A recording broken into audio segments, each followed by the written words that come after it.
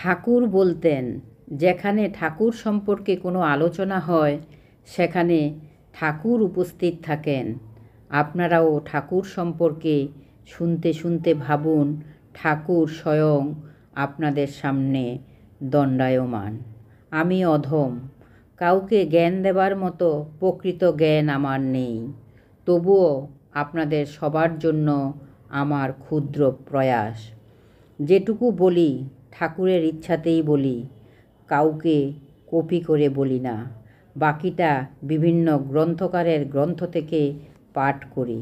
আমার ভুল ত্রুটিগুলি যদি কমেন্টের মাধ্যমে ধরিয়ে দেন তাহলে আপনাদের কাছে কৃতজ্ঞ থাকব। আপনারা আপনাদের মূল্যবান সময় দিয়ে যে অধমের কথাগুলো শুনেন তার জন্য অশেষ অশেষ ধন্যবাদ। ঠাকুরের শ্রীচরণে নিজেকে সঁপে দিয়ে শুরু করছি আজকের পাঠ। ঠাকুর বলতেন, শান্ত হইলেই শান্তি পাওয়া যায়।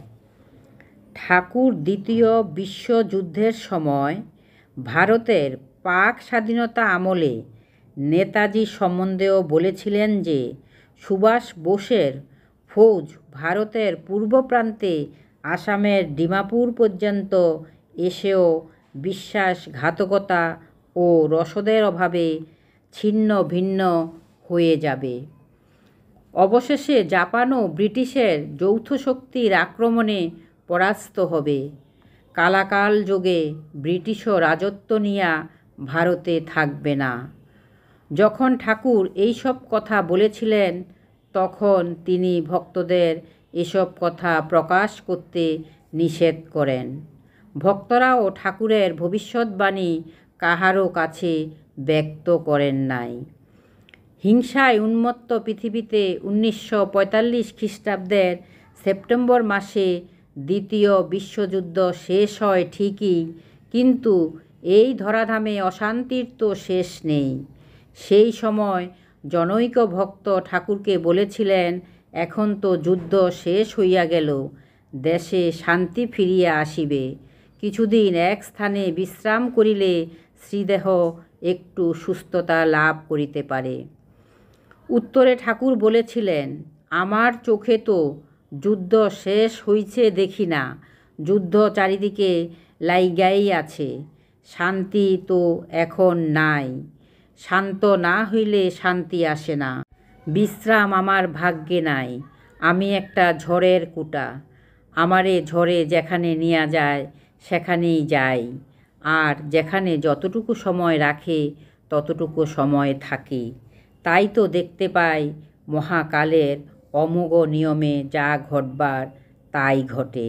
1946 খ্রিস্টাব্দের 16ই আগস্ট হঠাৎ প্রায় দেশ জুড়ে শুরু হয় ভাতৃঘাতী বীভৎস সাম্প্রদায়িক দাঙ্গা। নোয়াখালী জেলায় এই দাঙ্গা ভীষণ আকার ধারণ করে 1946 খ্রিস্টাব্দের 10ই অক্টোবর। সেই সময়ে রাম ঠাকুর প্রায় একা ছিলেন চৌমুহনীর ওই বাংলো বাড়িতে। শ্রীযুক্ত অখিলচন্দ্র রায় তার নিবন্ধে লিখেছিলেন, শুনিয়াছি সেই সময় শ্রী শ্রী ঠাকুরের বহুমুখী বিভূতি অতর্কিতভাবে কোনো কোনো ভক্তের নিকট প্রকাশ পাইয়াছে।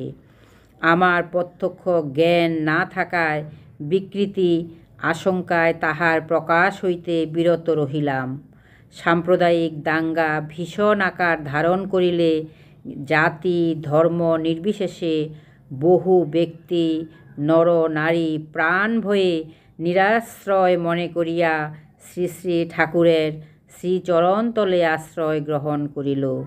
তিনি সকলকে অভয় দিয়া হৃদয়ে সাহস সঞ্চার করিয়া ওই বাংলোতে সাময়িকভাবে বাস করিতে আদেশ দিলেন।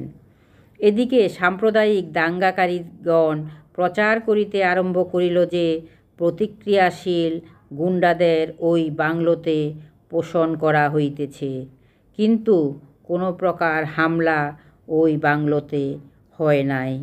নমস্কার, সবাইকে জানাই রামময় প্রীতি ও শুভেচ্ছা। সবাই ভালো থাকবেন। জয় রাম, জয় গোবিন্দ। ভিডিওটা শেষ পর্যন্ত দেখার জন্য ধন্যবাদ।